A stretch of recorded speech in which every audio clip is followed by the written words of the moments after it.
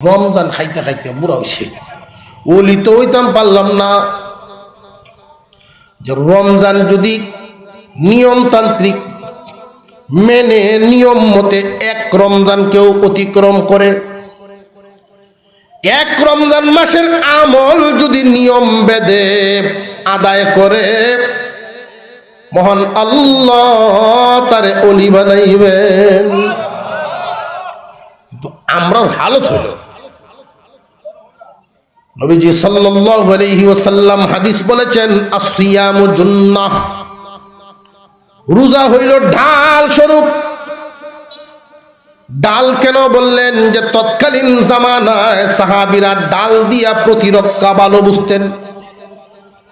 শত্রুর মোকাবেলায় যদি ডাল থাকে নিরাপত্তা আসে। ডালটা যত মজবুত হয় নিরাপত্তাও মজবুত হয়।